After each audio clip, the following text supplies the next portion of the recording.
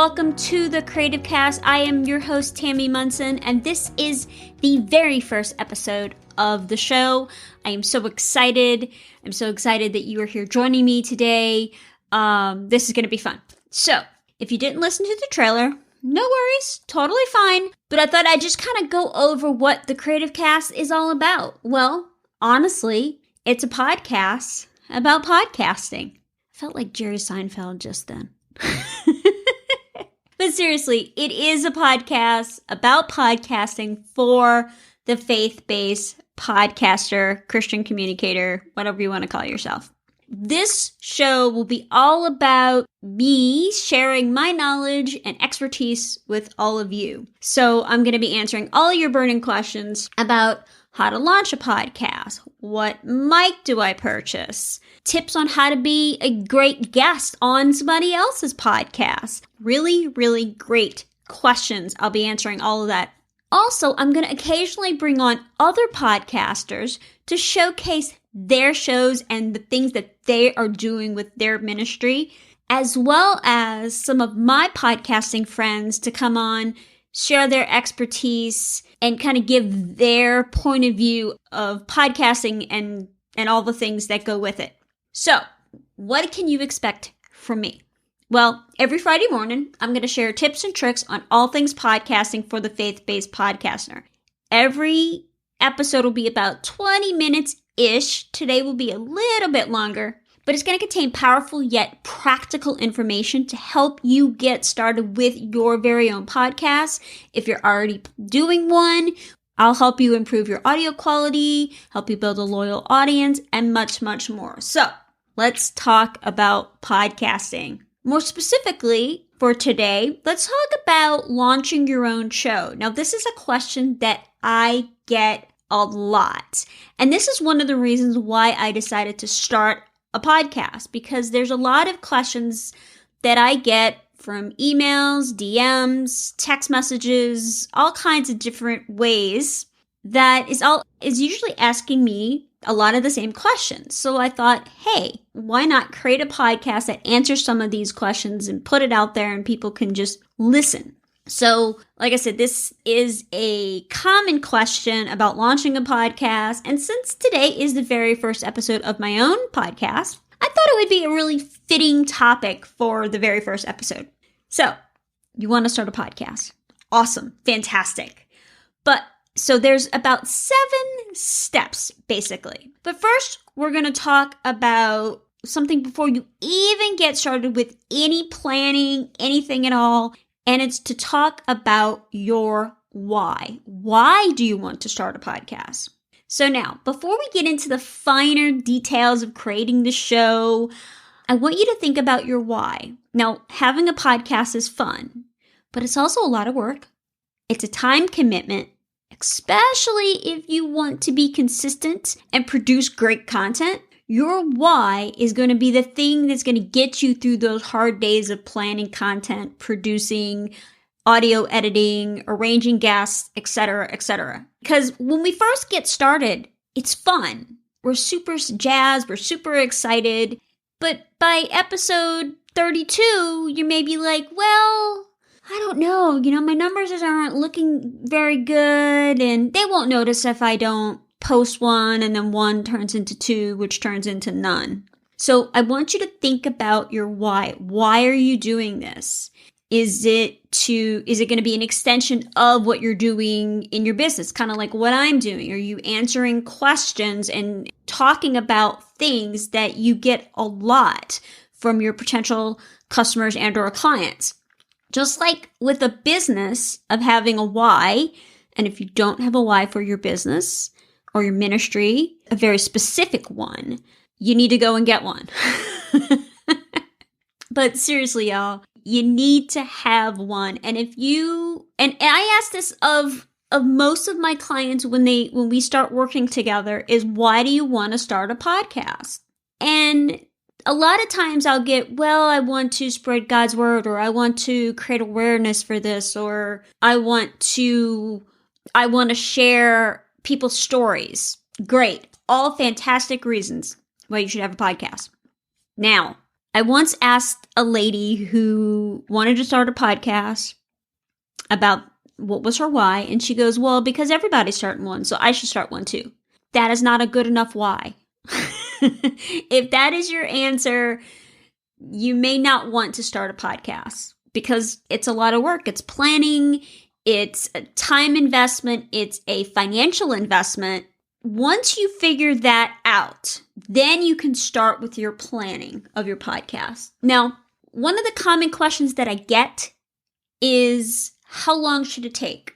And my answer usually is, well, you want to be working on this for at least a month, because there's lots of things to think about when you're planning your podcast.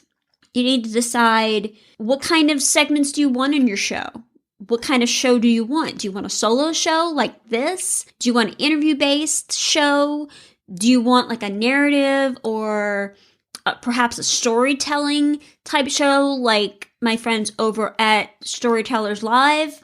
There's all different types of shows that you can do, and you need to figure out what is going to be the best for you and your personality as well as for your audience. Now, a lot of people have a hard time with solo shows because most people need that back and forth kind of thing.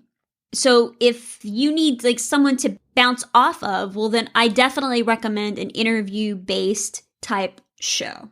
And we'll get into all the finer details of that on future episodes. The other thing you need to think about is research your keywords. If your podcast is an extension of your business or your ministry, you probably already have those keywords. If you don't, you need to go and get them, figure out what they are. And you need to also consider this for your title. Now, when you're thinking about your title, you want to, there's multiple ways that you can do this. And one of the things I say all the time is, if it's for a business, you want to kind of tie that into there, but really kind of do some research. Look at lots of other podcasters that are in your same niche. So once you decide on a name, you want to make sure that the URL is available, the social media handles are available, and go ahead and secure those. Like I said, pick your format, decide what it's going to be. Don't worry if it's, what if I pick the wrong one? It's fine. Your podcast will definitely change over time. And if you decide to move it from one thing to another, you can totally do that. So you're not locked in always and forever. You also need to decide on how often you want to publish. Do you want to do a weekly show? Do you want to do every 2 weeks, the first and third week, or the second or fourth week, etc., etc.? Some people even do a daily show. That's a lot of work, though. If you're thinking about a daily show, that is a lot of work. And I would highly recommend getting a team if that's what you're kind of thinking. The other thing you need to kind of consider, what topics are you going to talk about? And so that's just the planning portion of events. And like I say, you want to do it at least a month. Usually, if you already have an established audience, you've written a book or anything of that nature, you could probably get away within 30 days. If you don't have, you're completely starting from scratch on the bottom, you may want to give it 3 months just so that you can get all these things put together, think about them. How are you going to do this? What are you going to do? Where are you going with this? That's the most important of the plan, right? We have to know where we're going. So you're going to want to set goals for this in that planning phase. The next thing you need to think about is equipment. Now, the number one thing I want you to think about is your microphone. You want to get an external mic. You don't want to rely on your computer's mic. You don't want to rely on your headset mic. You don't want to get a lapel type mic. You want to get a good external mic. If you're on a budget and you don't want to have a big financial investment in this, you can go and get the Audio-Technica ATR 2100. And I'm going to put a link in the show notes about this, where to get it and all that kind of stuff. That I think it's around $60, which is probably one of the cheaper mics on the market. It's a really great mic. It's a great entry mic if you're not really sure how long you're going to be doing this and all that. The other mic I would recommend is getting a Rode mic. If you want to spend a little more money, you want to have a a broadcast quality mic. Again, you do not have to have a broadcast quality mic, but if that is the route that you want to go, the one that I currently use and I'm using today is the Rode Podcaster mic. It's a USB mic, so you don't have to buy a mixer or anything like that. The other thing I wanted to mention about the microphones is this. I once had a client that came on board and told me that she had been talking to another podcast producer, and they told her that she needed to spend $7,000 on equipment. If you are talking to someone or you're on a website and they say that you need to spend $7,000 to launch your podcast, don't just walk away. Run. Please do not spend that kind of money. You do not need to spend that kind of money. You could probably get away easily. Like I said, $60, less than $100. So what other equipment do you need? So of course, you always want to record with headphones. If you are hiring an editor, your editor will thank you. Obviously, a computer. You also want to think about having a mic stand so that you could put it right in front of you, or a boom arm that attaches to your desk so that you can kind of move it around as you need to. The other thing is going to be a pop filter or a windscreen. And basically this is just like a little filter that goes in front of your mic that kind of prevents the plosives from happening. So when we say words with P and B, it makes that puff of air where it doesn't go into the microphone. The filter stops it from happening. So you're definitely going to want to look at that. And those are like $10. I mean, you could probably make one with a pair of pantyhose if you really wanted to. And then the other thing is you need to decide on some recording and editing software. So if you're going to be editing yourself, I either recommend starting off with something very simple like GarageBand or Audacity. Audacity is free. So if you have a PC, Audacity is definitely going to be your way to go. If you have a Mac, you can use GarageBand, but there's also a Mac version of Audacity. Some people find Audacity is a little bit easier to use than the Mac stuff. You're going to need to have that. If you're going to hire an editor, great, fantastic. Please don't pay a crazy amounts of money for someone to edit your podcast. There's lots of editors that are out there that are affordable. If you would like to hire me, I'm always happy to do that. But if not, because I'm not everybody's cup of tea, there are lots of audio editors that are out there that could do it relatively inexpensive for you. If you're going to be editing yourself, go ahead and get that software. That's pretty much the equipment. Now, let's talk cover art. For some reason, cover art really kind of stresses people out.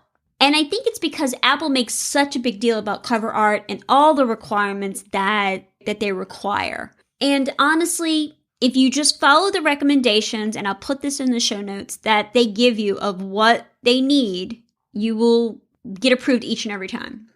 It's when you start adding the Apple logo or the cliche images, headphones, microphones, RSS feeds, things like that. You want to keep it simple. Usually great cover art is a picture of yourself and the title of your show. That's it. What I generally recommend is if you are a big fan of Canva, which I absolutely love Canva. I am not a graphic artist at all whatsoever. There's lots of great templates in Canva that you can do this. It meets the requirements of Apple. I can attest to that because my cover art was made in Canva. There's lots of other very specific things. It needs to be a certain size. It needs to be, there's lots of different things that go into that. And like I said, I'll put it in the show notes so that you will not miss a single solitary. So after you've got all that done, so if you're not really sure, I suggest hiring a graphic designer. Now, you can find a decent graphic designer just to make this through Fiverr or Upwork or one of those types of places. A lot of virtual assistants are now getting the skills to create that kind of stuff. Okay, so after you're done all that, the next is recording. And this is where a lot of people get caught up because the microphone scares them. Y'all, the microphone is your friend. It's going to make you sound a lot better. Don't be afraid of the microphone.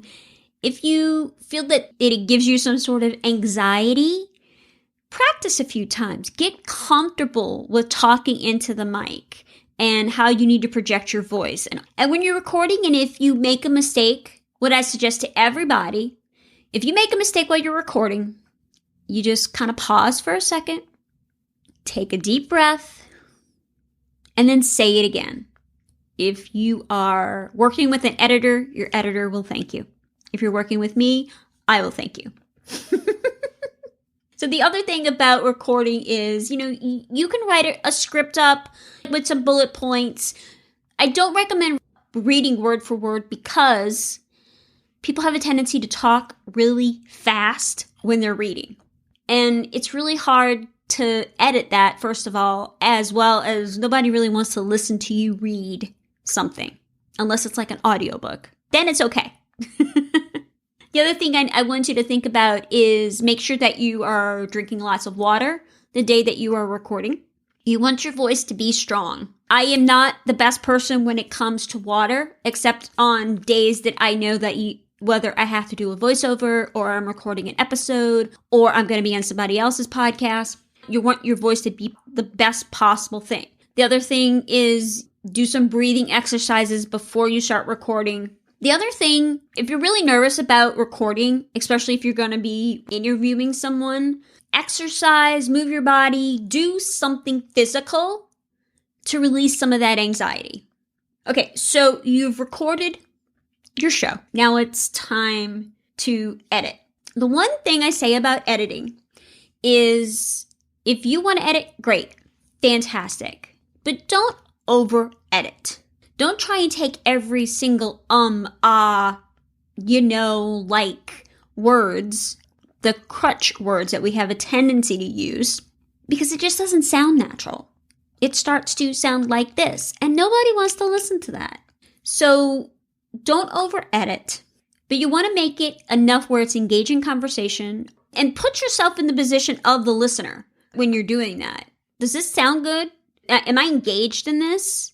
Because if not, again, nobody's going to listen all the way through to it. The other thing about editing is we think that we have to edit because we don't want to pay somebody else that fee. But I want you to think about this for just a second. Or let's just say it takes you 3 hours to edit a 30-minute episode. It might take me an hour, hour and a half tops to edit a 30-minute episode. So if you figure you're only paying me for that hour and a half that it's going to take me to do that, what's the value and what's the ROI on your time? Can you be doing something else within those 3 hours of editing your weekly podcast when I or someone like myself can do it for you in a really short amount of time? Sometimes it's worth it. When you're editing your show, you're mixing your show together, you want to make sure about, do I have an intro? Do I have a nice outro? Does the music go with the feeling of the show? Now, the one thing about music is please, please, please, please, if you don't do anything else, make sure that it's royalty-free so that you don't get into any kind of copyright music situation. There's lots and lots of websites where you can do that. There's the YouTube library has free music that you can use. There's places like Epidemic Sound, Premium Beat, Soundstripe, lots of different ones. And I'll put all these things in the show notes. Don't worry about writing this down. But whatever you do, again, you want to make it engaging content that people are going to want to come back week after week and listen to. You get everything together. You've got your final version of it. You're going to upload it to your podcast hosting. And there's a number of them. I'm going to be doing a show in a few weeks talking about podcast hosting and what are some of the things that you need to look for within a good podcast host. But it's kind of like website hosting. It's just hosting for your website. For your podcast, just to put somewhere to put your audio files there. You're going to need one. The other thing that you're going to need to do in the production phase is write your show notes. Now, what I say is write 2 versions. You're going to have your Apple Podcasts version. You're going to make it short and sweet to the point. And then you could what I also suggest is put a longer version with resources and links and all these various things on your website, because that is great SEO for your site. Most people will probably go to the Apple Podcasts or wherever they're listening to your podcast. So it could be Apple Podcasts, Spotify, Stitcher, Player FM, iHeartRadio, wherever you are. You could even put it on Alexa. But I always recommend putting it on the website. Like I said, it creates great SEO love, and then you can really go deep into the finer points of those things.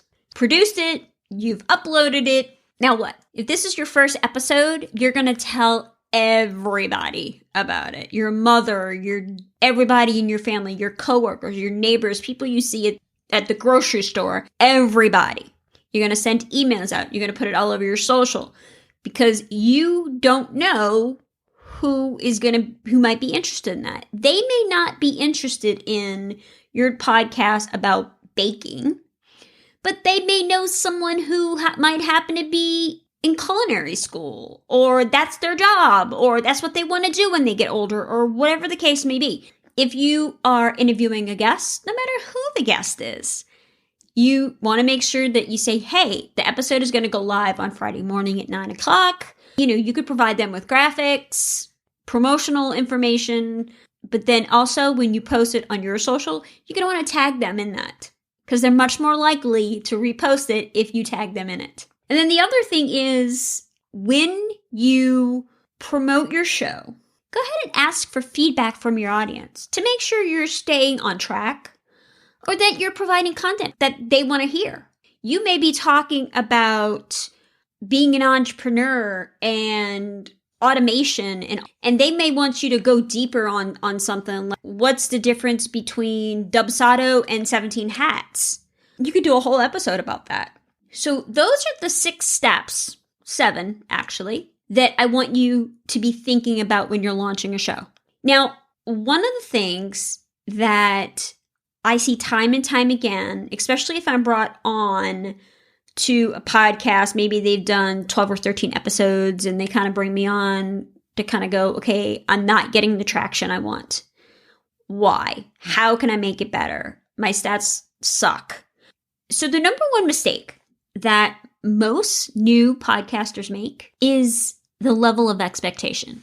Because as we all know, creativity is an internal game and burnout happens all the time.